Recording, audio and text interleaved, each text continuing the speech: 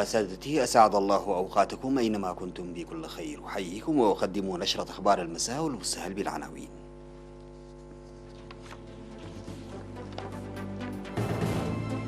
نمو جيد للمزارع في لوغو عنسبة. السدود في مديرية دكم حاري تخزن مياه كافية. تسيير أنشطة نفير لحفظ المياه وحماية التربة في مديرية ماي منه. المجلس العسكري في مالي يقترح فترة حكم انتقالية عسكرية ل3 سنوات. بومبيو يطمئن نتنياهو على أن أمريكا ستضمن التفوق العسكري الإسرائيلي. ووقوع قتلى ومصابين في انفجار بجنوب الفلبين.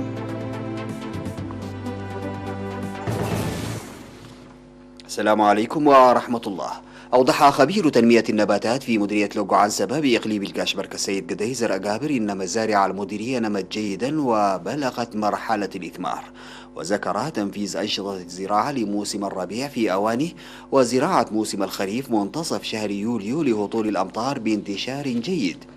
وأشار إلى توزيع بذور القمح المحسن والسماد للزراعة المطرية والمروية في مقركة ودبرين، مؤكدا عدم وجود ظاهرة آفات مقلقة.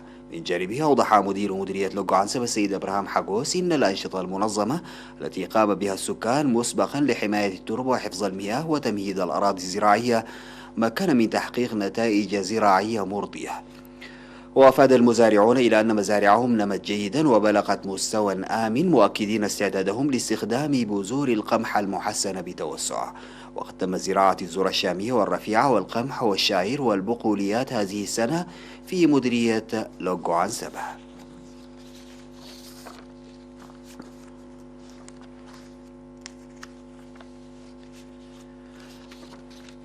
في إطار هطول الأمطار الغزيرة التي تشهدها البلاد خلال شهر يوليو أغسطس، امتلأت معظم السدود 12 والحفائر 9 المنتشرة في مديرية دكم حري بالإقليم الجنوبي، فيما تعرض بعضها للتصدع والتشقق. وأوضح خبير التنمية المروية في المديرية المهندس بنيام دبساي إن الأمطار التي ظلت تهطل في المديرية ابتداء من منتصف شهر يوليو المنصرم أدت إلى امتلاء سدود المديرية وإثراء المياه الجوفية. وأشار إلى أن غالبية سدود وحفائر المديرية يستفاد منها في ري البساتين وسقي المواشي، وتسهم في إثراء الآبار المنتشرة بمحيطها. من جانبه قال المدير التنفيذي لبلدة مايعداغا السيد أول خير علي إن السدود المشيدة في منطقتهم ساعدت في تطوير البساتين التي كانت تنمو في موسم الخريف فقط لتنتج 2 أو 3 مرات على مدار العام. وتوضح مستندات وزارة الزراعة في مديرية دكم حري بأن المديرية شهدت هذا العام هطول أمطار تجاوزت أكثر من 467 مليمترا. دعت حاكم إقليم شمال البحر الأحمر السيدة أسمرة أبرهة في إطار زيارتها لطلاب الصف 11 الذين يدرسون في داخلية دكم حري لتعويض الوقت المهدر جراء التعليمات الصادرة لمكافحة فيروس كورونا المستجد، وأخذا في الاعتبار لمناخ الإقليم دعتهم للاستفادة الجيدة من الفرص المتاحة لهم. وفي اللقاء الذي تم في 21 من أغسطس ذكرت السيدة أسمرت بأن كافة الجهود الجارية تهدف إلى تنشئة شباب كفؤ ذو رؤى وطنية عالية وتهيئة أساس تطور متين، وعلى الطلاب إدراك هذا الهدف النبيل وأن يكونوا منافسين أقوياء. من جهتها قالت مسؤولة التعليم في مديرية دكم حري الأستاذة ركبة كفله إن الطلاب أثبتوا بأنهم أصحاب أهداف منشودة، وإن الدعم والمساندة التي قدمها لهم سكان مدينة دكم حري تدفع قدما لهذا الشأن. وقال مسؤول التعليم في إقليم شمال البحر الأحمر الأستاذ رشيد محمد عثمان إن برنامج التعليم يقدم مقاسا بالزمن، وإن فهم الوقت جيدا مهم، مشيدا بالاهتمام العالي للمعلمين والرعاة. ووفق التعليمات الصادرة لمواصلة طلاب الصف 11 يقوم طلاب 7 مدارس ثانوية بإقليم شمال البحر الأحمر بمواصلة تعليمهم في داخلية دكم حري، أخذا في الاعتبار لمناخ الإقليم الحار، فيما تقوم الحكومة بتغطية التكاليف. تشهد منطقة مقابر صابلة وبلدة مايمنة بمديرية مايمنة بالإقليم الجنوبي أنشطة نفير شعبي لحفظ المياه وحماية التربة وصيانة الطرق المنجرفة. وفي الأعمال التي شارك فيها أكثر من 270 شخصا في ضاحية صابلة تم بناء حواجز مائية لمكافحة سد منطقة عد حدق من امتلاء الطمي وشتل أكثر من 4000 شتلة للسيزال وغيرها من أنواع الشتول. ويسهم السد إلى جانب توفير مياه الشرب والسقي في تنمية الأراضي الواقعة أسفل السد. في غضون ذلك قام سكان بلدة مايمنة بصيانة طريق جرفته السيول وكان يتسبب في صعوبة حركة المواصلات والمواطنين.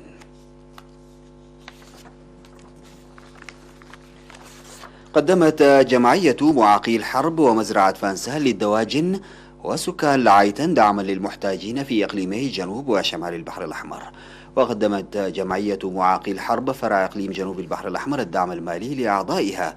وفي إقليم شمال البحر الأحمر قدمت مزرعة فانسال للدواجن بمديرية جندع مواد غذائية ومواد نظافة بقيمة 50,000 نقفة للأسر المحتاجة. كما نظمت مزرعة فانسال للدواجن حفل غداء يوم 23 من أغسطس لأفراد قوات الدفاع وأعضاء شركة سكن للإنشاءات العاملين على طريق نفاسيد دكم حره. وقدم سكان لعيتن 36 كنتالا من الذرة للمحتاجين في منطقتهم. نواصل الأخبار ولكن بعد الفاصل.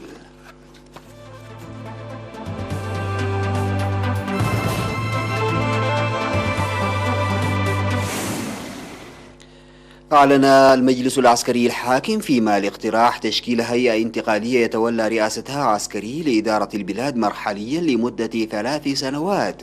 كما وافق المجلس على عودة الرئيس المخلوع إبراهيم أبو بكر كيتا إلى منزله أو سفره إلى الخارج لتلقي العلاج وفق مصادر المجموعة الاقتصادية لدول غرب إفريقيا والإنقلابيين.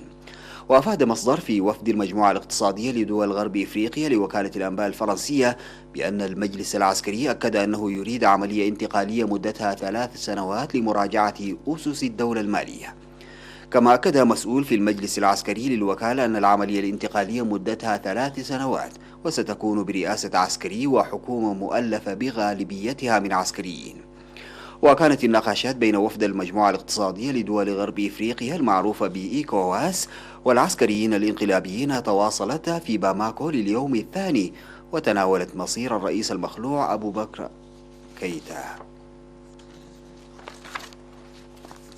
قال وزير الخارجية الأمريكي مايك بومبيو إن الولايات المتحدة ستضمن احتفاظ إسرائيل بالتفوق العسكري في منطقة الشرق الأوسط بموجب أي صفقات سلاح أمريكية مع الإمارات في المستقبل.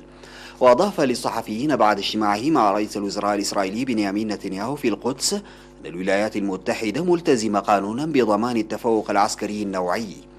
وقال نتنياهو إن بومبيو طمأنه بهذا الصدد. وبدأ الوزير الأمريكي جولة في الشرق الأوسط بزيارة للقدس بهدف إظهار الدعم الأمريكي لجهود السلام وبناء جبهة في مواجهة إيران. وتشمل الجولة السودان والإمارات والبحرين. وأعلن في 13 من أغسطس عن اتفاق بوساطة أمريكية لتطبيع العلاقات بين إسرائيل والإمارات، لكن ظهرت في إسرائيل بعض الأصوات المعارضة بسبب احتمالات حصول الدولة الخليجية على أسلحة أمريكية متطورة مثل الطائرة الحربية F-35.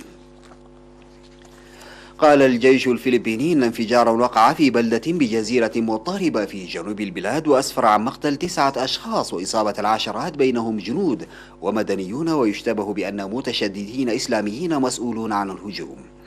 ووقع انفجاران يعتقد أنهما ناجمان عن قنبلتين محليتي الصنع بفارق ساعة بينهما في المركز الحضري الرئيسي بجزيرة غولو، وهي معقل لجماعة أبو سياف المتشددة التي أعلنت الولاء لتنظيم الدولة الإسلامية. واتهمت السلطات حينها فصيلا في جماعة أبو سياف بالمسؤولية على الهجوم، وقالت إن إندونيسيين شاركوا فيه. وقال الجيش إن الانفجار الأول وقع قبالة مركز للمواد الغذائية كانت شاحنتان عسكريتان تقفان أمامه. وقال الليتنانت جنرال كوريلتو فينورلوان رئيس قيادة غرب مينداناو إن الانفجار الأول قتل 5 جنود و4 مدنيين وإن 16 عسكريا بين عشرات المصابين. وصلت العاصفة الاستوائية لورا إلى كوبا، حيث يتوقع أن تتحول إلى إعصار الثلاثاء بعدما أوقعت ما لا يقل عن 12 قتيلا في هايتي وجمهورية الدومينيكان، فيما يواصل الإعصار ماركو تقدمه نحو جنوب الولايات المتحدة. وتزامن إعصارين أو تعاقبهما بفارق ضئيل كهذا في خليج المكسيك أمر نادر للغاية بحسب ما أوردت وسائل الإعلام الأمريكية. وتحولت العاصفة ماركو إلى إعصار مصحوب برياح تهب بسرعة 120 كيلومترا في الساعة. يتوقع المركز الوطني لرصد الأعاصير الذي يتخذ مقرا له في ميامي أن تجتاح قسما من الساحل الأمريكي المطل على خليج المكسيك. ومن المتوقع أن يقترب الإعصار من سواحل جنوب شرقي لويزيانا على أن تضعف قوته حين يلامس اليابسة.